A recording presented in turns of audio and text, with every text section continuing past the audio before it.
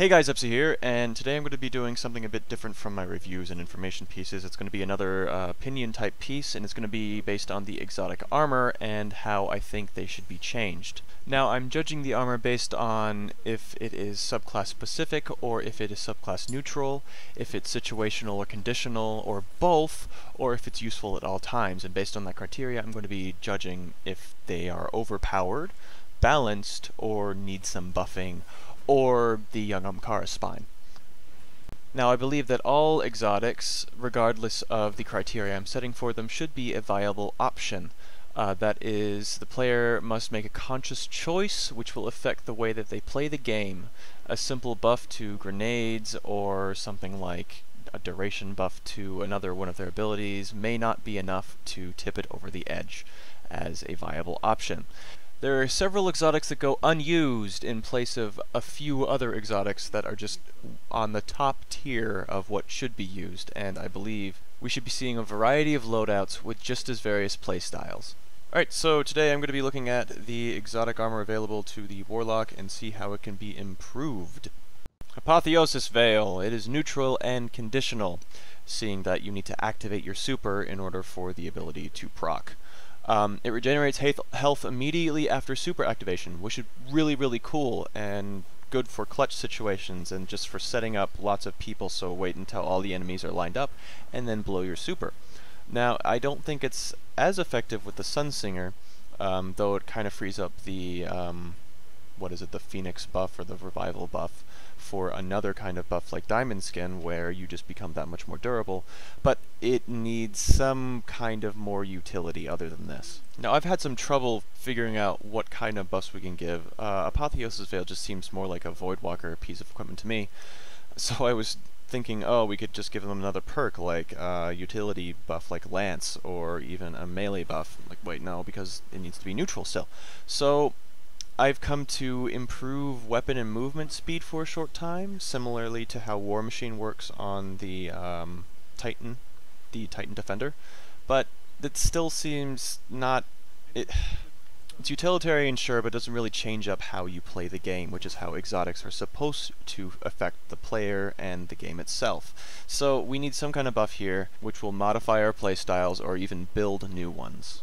The Heart of Praxic Fire is available for the Sunsinger and is conditional, I guess. You need your super up, but aside from that, it is ridiculous. It further buffs the cooldown buff to all abilities while Radiance is active, so you'll be raining grenades and melee attacks forever, which is silly. This thing needs no buff.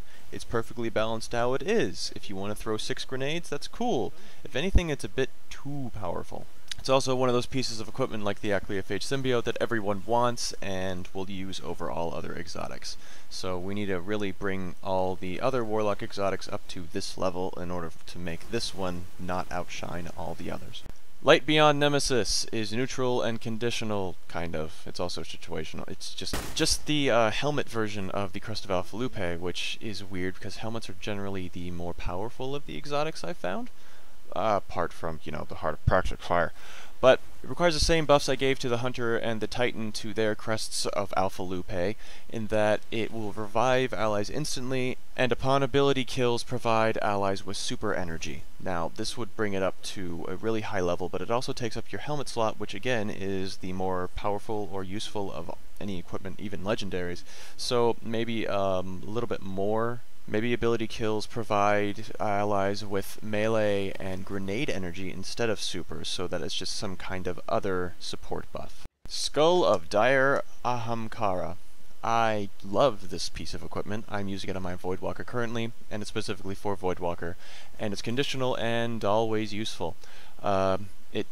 Take reduced damage while activating Void Bomb, and improve siphoning abilities. Now, I would advise changing the description here because siphoning abilities is a bit misleading. I would change it to the drain effects because I think that's what it actually means. Now, I'm not sure if this piece of equipment needs a buff or not, because it's definitely not as good as the Heart of Praxic Fire, I'm sorry, but it has a similar effect to the Apotheosis Veil, where they take reduced damage or they can survive hits while activating their super, but it also has that siphoning ability, which means that they have their grenade up more as well as health, probably. So I don't know. Is better draining effects as good as 6 grenades? Is surviving hits from damage better than Diamond Skin on Radiance? I don't know what I really don't know. So please leave your comments below if you have any ideas to buff any of these things.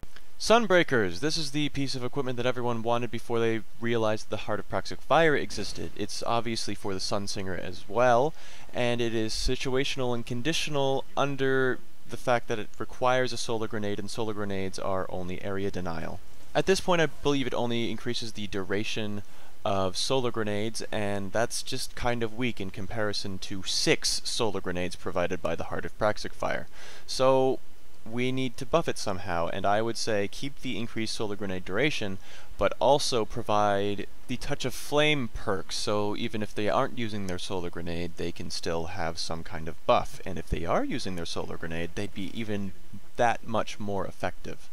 I don't know if this will be as effective as 6 of those grenades, as well as a Touch of Flame perk, but the duration will be more, and it frees up space for another perk other than Touch of Flame. Void Feign investment is for the Voidwalker, obviously, and it is both conditional and situational, and it requires that you have the Axion Bolt grenade.